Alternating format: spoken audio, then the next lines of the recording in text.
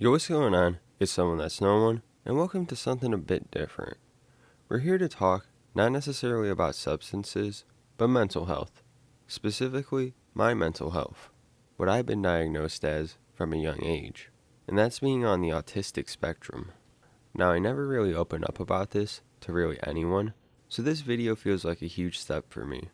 But I figured I would just share my experience with having autism, because it is a big aspect to consider for my set when it comes to my stories, also just how I act and present myself on this channel in general, and I am trying to connect and relate with some of you out there too. I do know there is a handful of my audience that have been diagnosed the same. Maybe there's even more out there that I'm unaware of. So to hear it come from me may give you more perspective on the matter, or maybe it may inspire you to open up about your condition. Because at the end of the day, if we want to be understood, it's best to be as honest and as open as you can be. So we're just going to kind of run through my life a bit, how it impacted me on a social level, how it impacts my behavior, just pretty much everything that I think it has an impact on, and I'm going to try my best to explain what it's like for me. So let's just dive right into this. The start. Alright, so we gotta go way back to when I was like 3 or 4, because that's when my mom noticed something may be up with me. One big thing around this time was just that I was very hyper as a child. This was far from being the only thing though. I remember being very self-centered, like I would throw tantrums if shit didn't go my way. And I mean like mad, like I would destroy shit, start fighting with whoever, yelling, just go off and be a little bastard basically. And it was to the point where it just made sense to go see a doctor to see if something was up with me. Now at first, the doctors thought I had ADHD and prescribed me Adderall from what I was told. So yeah, that's pretty crazy. I only found that out a few years back too. My first drug technically would be Adderall, though I don't remember anything about it or how it impacted me. And being put on that probably just made shit worse, to be honest. Probably made me more hyper without a doubt. So eventually, my mom took me to see another doctor to see if it was really ADHD or something else. I got a few psychiatric evaluations, saw a couple doctors after that to be sure, and it was actually thought to be that I had autism, specifically under what is called Asperger's syndrome. You may have heard the term Asperger's before, but if you don't know, it's grouped as an autism spectrum disorder, as there's little differences that separate itself. And speaking of little differences, the misdiagnosis of ADHD for Asperger's actually happen quite a bit, as the symptoms early on often line up. But I was eventually diagnosed with Asperger's syndrome back then. Today, I wouldn't say that it's 100% that, as all my symptoms don't exactly align, but it probably is the closest diagnosis to my form of autism there is, I believe. It would be that, high functioning, or under pervasive development disorder not otherwise specified, which to simplify that, it would be considered atypical autism. But from my experience and others I have seen, your autism will typically be specific to you, and you may find you lie in between some diagnoses, or more so in your own world. There's still a lot of research to be done in the area, and I can only really tell you my story here and what I've went through. Now I remember going through a decent amount while being diagnosed, but I had no fucking clue what any of it meant at the time. I just saw myself as a kid and wanted to have fun. But the main thing was, I got off the Addies, and it wasn't thought that I had ADHD. Now slowly, it would naturally become apparent to me over time that I was a bit different than my peers, and in a lot of ways, I would stand out. Now I didn't go to preschool as a kid, but I went to daycare where my mom worked at, since I was a toddler basically. And at this place, this is where I met two very great friends, one of which I mentioned on the channel before, Jordan, the other friend we'll call Tony. Now both of these friends had played huge roles in my life growing up, not only just being great friends from the start, but also in helping me figure myself out more and just the world in general. Starting with Tony, he actually had ADHD himself and took Adderall for it. He would get really hyper at times too and throw tantrums. So in a way, we really did relate through this, especially when it came to see doctors and shit, or when it came to bullying. Now bullying can be a terrible thing, especially if what you're being bullied for is, quote, a disorder. Tony and I would experience our fair share of bullying, but I don't think it ever got that severe, and I'm just being real about this. But I guess it does depend what you consider severe. Like there's been many instances where we've been teased, beat up on, humiliated, get made felt like shit to the point of tears and misery. Man, bullying sucks looking back on it. I guess by severe, I mean it didn't happen to us all the time. Like every here and then, and the roles could switch up. There were instances that I bullied other kids as well before when I was little, and of course I've been on the receiving end too. I just think when you're young like that and don't give a fuck, kids in general can be assholes. Now Jordan, on the other hand, well, he was one of those assholes. Big time. Terrible way to introduce him. Yeah, he was a great friend, but yeah, he also bullied us. And I know this was influenced by other factors as well, but there were points in time where he did make fun of us because we had these mental impacts and acted certain ways. I remember it got to the point where we would feel terrible about it at times. Like I mean crying and just getting mad as fuck. But you see, the thing was, we were like brothers in a sense. We were basically together since babies. Our parents all knew each other, so we would often go to each other's houses, at least every weekend. We were together a lot, sleeping over, playing video games, sports, wrestling, just all this shit. So naturally, we went through all sorts of emotions and phases. But even at the end of the day, if Jordan did act that way sometimes, there was still that brotherly bond that persisted through all of that. And I wasn't going to resent Jordan forever because of that.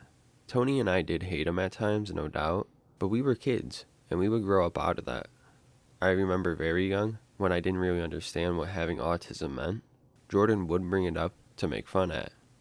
And I would just deny it and get super emotional.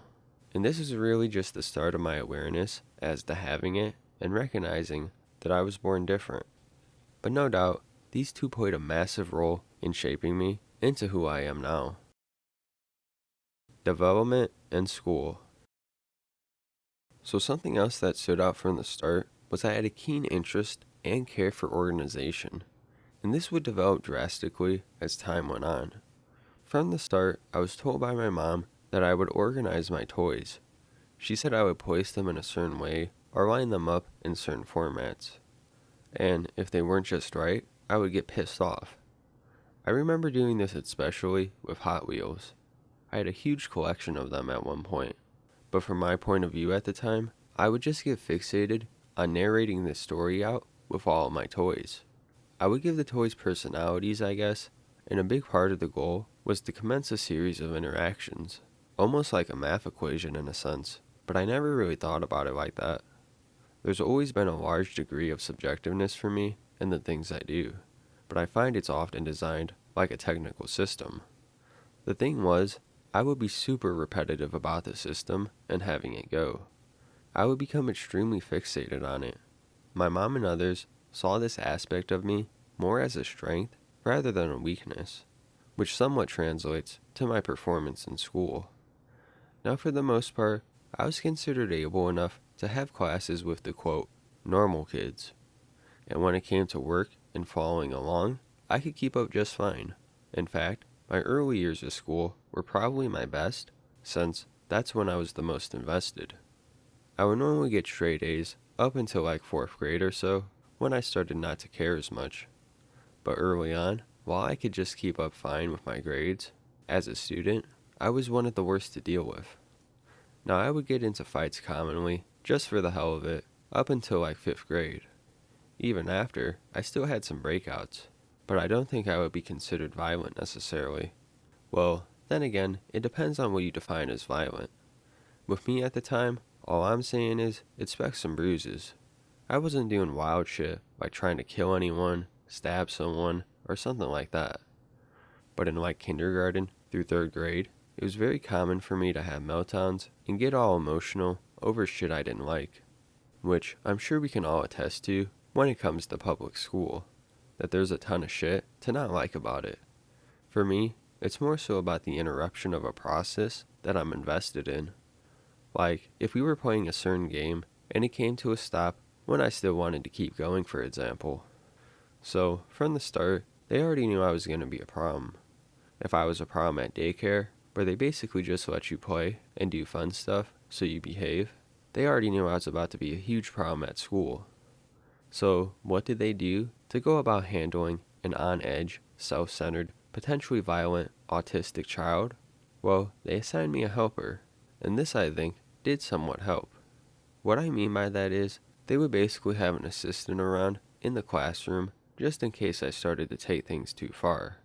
And some kids kinda knew, but no one really thought of it early on. Also, this helper would take me out of class sometimes. I would either see the special education teacher for a short session, or we would do some light exercises to help get some energy out in another room. See, the thing is, I always felt like I've had a lot of energy to do things, and when that energy was spent or used towards something I wasn't interested in, I think this would cause stress in me, and it would just cycle into this behavior, and it still does in ways today. I would often have certain tics, like hand flapping or inability to sit still. And as a kid, you really don't have a good grip on handling that or even understanding it very well. I'm pretty sure it was due to overstimulation and just really wanting to do other things. And some people think that may be due to anxiety, and I wouldn't necessarily say that. But anxiety would play a role later on as a teenager. In general, anxiety has never really been a huge limiting factor in my life. As a kid, I didn't give no fucks though, and just acted the way I wanted to. Like I said, I would get bullied at times, I would get into fights and whatnot, but at the end of the day, I still had good friends at school. And I think that's partially due to where I grew up and just being real, which, at the time, I couldn't really help but be real. Around the first grade is when I started writing stories though, and this is where I think my own path and interest really began to develop. Well, in a more intrinsic way, that is. It started with toys and a fleeting imagination, but I used those narratives I ran in my head and wrote pretty long-ass stories and actually told them to the class multiple times. I was highly inspired by various forms of media I took in at the time. One big one, to this day I'm still interested in, is Yu-Gi-Oh!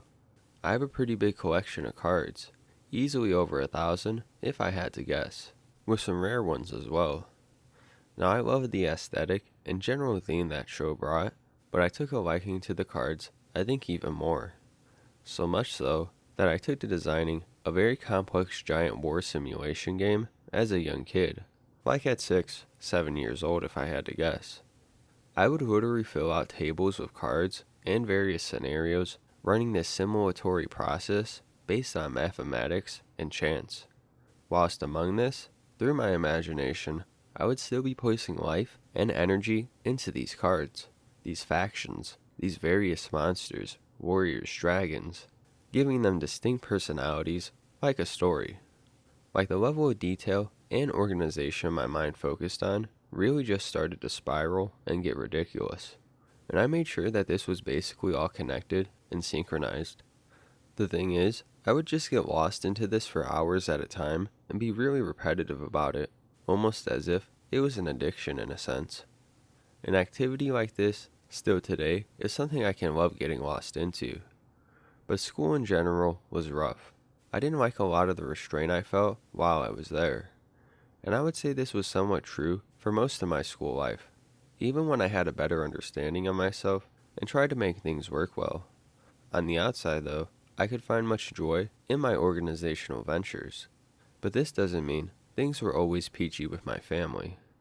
I don't want to get too deep into my family specifically with this, but to be blunt and simple, my dad wasn't around to raise me as he was in jail and had other priorities at the time. And my mother, my birth mother that is, decided heroin was a more appealing route. My great aunt at the time took me in when I was a baby, and she is who I consider my actual mother. Emotional disconnect. So this is probably my biggest struggle to this day. I do feel that I naturally am somewhat emotionally cold. Now I'm not saying that I don't feel love, far from it actually. I feel like I lead with it, but I lead with it in a strongly logical manner, in a similar way to how I describe being so organizational. See, I won't just get organizational with a process I'm interested in. I started to get organizational with just about every aspect of my life. Now as a kid, My behavior could be just as bad with my mom around, having these meltdowns when I don't get what I want or when a big change happens. This would be especially true if I saw some cool toy or something at the store and didn't get it, which, in a way, it just makes sense. You're cutting off that idea from me that I've naturally just stirred the energy up for. So now I'm overstimulated with this, and this meltdown is just my way of releasing that stress and anger. Which, as a kid, you don't completely get the idea of having so much money and these other aspects about the world that you don't have to focus on yet. But if it was a particular person causing this, that meltdown and anger would most likely be directed towards them. This can be especially true in person. But these days, it isn't so much emotional as it is logical, now that I have a much better understanding of how things work. But it can naturally turn more emotional for me when the other party is being illogical and fails to see the logic I try to present to them. So yeah, as a kid, I would get angry as hell at my family at times because of this, and the same goes with my friends. And you can say that isn't emotionally disconnected, I guess, in a sense, but the main problem with this is that I could get so fixated on making the perfect organization and completely disregard the other party's feelings. Like I could just get mean as fuck at times, especially later on. The emotional disconnect isn't so much my emotions as it is for me to connect emotionally with someone else. What I also mean by this emotional disconnect is that it can just be hard for me to love sometimes. Like I said, I naturally feel so focused on making this purposeful organization that it can be hard for me to naturally put love in there always. That it can be an afterthought at times, especially when I was growing up still. Like to love someone is almost the opposite of logic in a sense. And if we get technical about it, love could just be considered a feeling. I believe it's much more than just that, but the systems that I would work on wouldn't necessarily prioritize that feeling. And this is still something that I'm working on today, but I'll say it's much, much better than what it once was. See, as a kid, I was more open and naturally feeling, and I think this led to me having such great friends from the start. And in general, my relationship with people was still pretty solid, regardless of the way I acted. But this could have just been because I was just being a kid. Things would slowly change as I got older into my preteens and teenage years, as I slowly became more self-aware of everything. I would get a hold of my meltdowns a bit more consciously, at least when in public. Well, in ways. I remember around the time I stopped having meltdowns in school, I would still have them at home, more so when I was playing video games online, like Call of Duty. I played on PC for a long ass time, since the first one, and shit would go. But the point is, I would direct more of my frustrated energy towards that, especially when I took it to the Xbox with most of my friends, where everyone was talking mad shit. And as goofy as it sounds, that was almost like a natural place where I could let go some of that energy. But I feel like I started to just limit myself in general with my behaviors and act a bit more appropriately. Partially, this was due to me just growing up more, and also I did move at some point, and that change in environment I think also had a strong impact. It's hilarious though, because I was so bad at the school I was at before that I influenced the principal heavily to resign from there because he didn't want to deal with me anymore, and the irony of it was that I never went to that school again. I moved after the year he resigned. But I would also start exercising more as well. I remember really being into parkour early on. It didn't go anywhere too far, but I would normally be outside a lot, playing things like basketball, football, riding bikes, or walking around town, just fucking around and exploring shit. I think having that balance did help me out not get super mad and overstimulated. Plus, there was just more freedom too. Once you hit double digits, it's like the leash isn't on you as much anymore. You start to earn trust and just are more able to take care of yourself. So there was a balance to be found in that. I would still have my moments, of course, but for the most part, I wasn't acting out as a wild kid anymore, getting into hella fights with everyone. I would outlet my feelings into other things as well. One of those things earlier on was drawing, but my drawing is so fucked I can barely draw a straight line with a ruler, so I sort of dropped that early on. The other thing would be writing. I really began to start to write something tangible around the start of middle school. So sometimes I would do that, but I eventually found an outlet through humor. I eventually became a class clown at points, make some of the dumbest jokes that eventually got me suspended and shit, pissed off a lot of teachers, just be a goofball basically. I wasn't necessarily getting straight A's anymore because I didn't care all that much, but I was still managing above average just fine. But it really wasn't until the 7th grade where one teacher really just made me mature more. I'm not going to say exactly, but he basically put me in my place and showed me how obnoxious my behavior was, whether it was intentional or not. And this guy was probably my most favorite teacher, even though it may have not led me to a not so fun state coming up in my teens. It really just set my character straight, as well as my priorities in life. Him doing what he did made me take even another step back and made me more aware of me. And slowly, I would discontinue the behaviors I had when I was younger. I wasn't fit for it anymore, I felt like. And this partially just made me more analytical about everything and everyone. I don't necessarily like holding back my behavior, and if I'm around someone that makes me free-flowing, I prefer to be around those people. I think that's how everyone feels for the most part. But there's just some people that can be tight asses, or some places that aren't just meant for it. Tie this in with my pursuit for purpose and organization, and I slowly find that I don't really feel the need right now to be around and interact with the everyday people I'm seeing. This resulted in me diving into the computer more, wanting to learn more, wanting to write more, wanting to play video games more. I guess just wanting to be alone in my own world where I could do what I was interested in and not be bothersome to others. This doesn't mean I didn't make time for friends. In fact, I love the internet and video games a lot because it brings together people of similar interest. This may also be due to the body language aspect, because with this analytically logically dominant mindset can come a cold awkwardness. Obviously through the internet, that cold expression doesn't go through unless you're on video for the most part. But the internet and all that played a big role in my life and has served well as a tool. Another part of me would bury myself in exercise, as I did join sports in middle school. While I enjoyed sports during the season, it inspired me to find my own grind that often I would do alone. Go on long runs, calisthenics, or whatever. Then I would be very invested in books. I had an enormous phase in my teenage years where I would basically read a book or two in a week's time. I was reading up to 7 at once, I believe, which I still heavily cherish books today. Then you also have to consider I started making videos in middle school as well. It started with Minecraft and Call of Duty, I believe, with my friends. Even with that, there was a large degree of organization and just me diving into it alone. I'm sure you can get the idea of what type of organization I strive for with the channel today.